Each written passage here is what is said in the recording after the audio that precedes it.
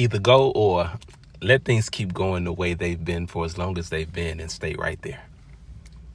Stay right where you're messed up and miserable at. Just keep ignoring the signs and symbols that you asked and prayed for, the ones that keep convincing you that you are correct for the way that you feel and how you perceive what you have experienced. You're not wrong about this, and you experienced it.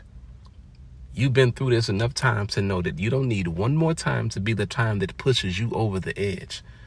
You said last time that this would be the last time. You don't need to do this again. You don't need another explanation or excuse as to why you're not getting reciprocity from someone or a situation that you keep giving your all to. If you weren't holding this thing together like you have, it would have been over. If you weren't lifting it up the way you are and instead walked away, it would fall too. But leave it to you to keep finding reason after reason to stay.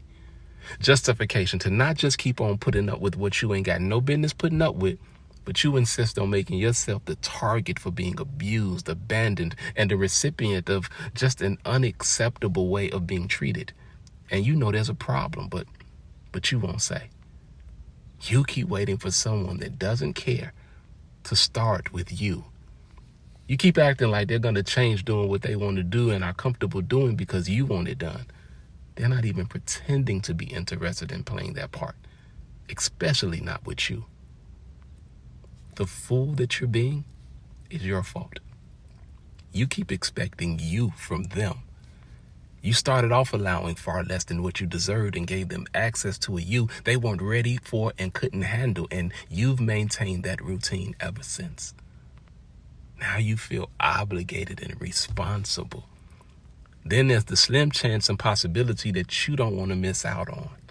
Not to mention the feelings of embarrassment, shame, and guilt that you are letting persuade you to blame yourself. Another mistake that you're making. Wait, this might sound wrong, but when are you going to stop hating yourself more than you think they do? You keep going back to familiar and comfortable, mediocre situations, forgiving the most unforgivable stuff because they acted or pretended to not know how bad you got hurt or harmed in the process. They knew. And they do know how important and valuable and amazing you are and that you have always been enough. But you don't realize that for yourself. And you keep hanging around and staying where you've been knowing you don't belong anymore. And that reason is why you're stuck.